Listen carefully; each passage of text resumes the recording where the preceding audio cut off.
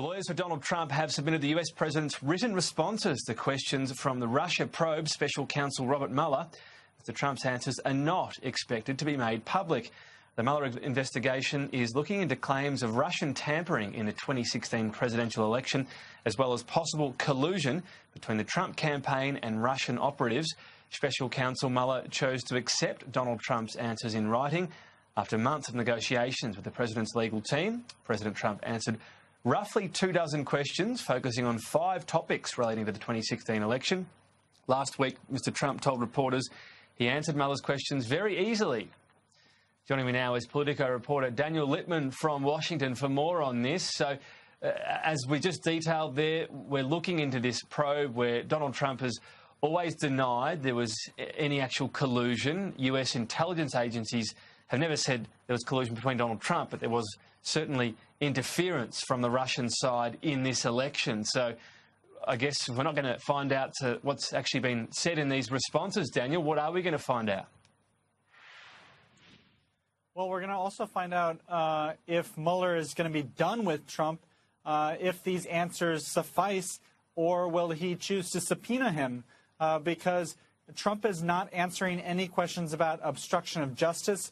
He has refused to answer that part of that line of inquiry. And so we could see Trump, get beat in court if Mueller chooses to subpoena him. And that could go all the way to the Supreme Court, where there's a couple Trump justices who could finally come in handy. And so this is not over yet. So we're guessing, obviously, as to the actual responses, but I suppose it's very easy to see that there could be some pretty brief responses, which would be why we might get this attempt from Mueller to subpoena Donald Trump. Tell us how that actually plays out, Daniel.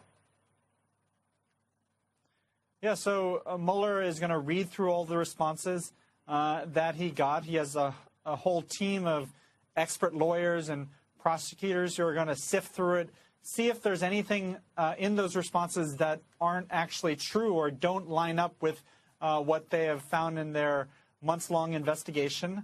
And they're also going to see if they need to follow up, because when you're doing a live interview, just like we're having right now, you can follow up. If it's a written questionnaire, you really don't have that possibility. And so they'll have to decide if they need to subpoena him. But then the new Attorney General, the acting one, Matt Whitaker, he could say that is not that's not acceptable. And then Democrats will haul him in front of the House of Representatives. And obviously, you mentioned the Supreme Court there. It's important to remember, is it not, Daniel, that yes, these are people that are of the left and the right in terms of their political persuasion. But once they are obviously justices in the Supreme Court, they're not just voting along party lines. Yes, they have political opinions on things such as, you get into Roe versus Wade, gun control. But would we take it as a fait accompli that they would reject this bid and find in favour of Donald Trump? It's too soon to tell. Oftentimes, justices who are from the left, they may have one theory of the case, and then on the right, they may actually share some things with the more liberal justices. Many different Supreme Court decisions are 9-0. And so they would just look at the merits of the case, see who has a stronger case to make, and then decide. And this could happen pretty quickly. It's not going to wind its way through the courts for months on end. This is going to be, shot up pretty fast as they want to basically settle it, and so the country is not left in suspense.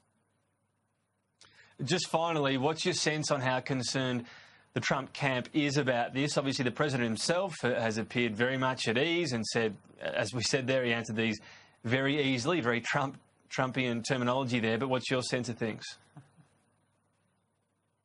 I guess my sense is that they want this to wrap up, but Mueller is still going through evidence and seeing if Donald Trump Jr. or Jared Kushner or Roger Stone or his associates, if they are criminally liable. And so every Friday, we in the media in Washington, we wait for another indictment to come down because they usually get released on Fridays. And so there may be a lot more action to come because Mueller has kind of vacuumed up any wrongdoing you might have made you might have done if you're connected to Trump in any way, and so you can't hide anymore.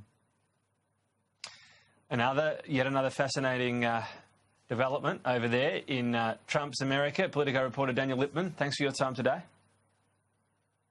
Thank you.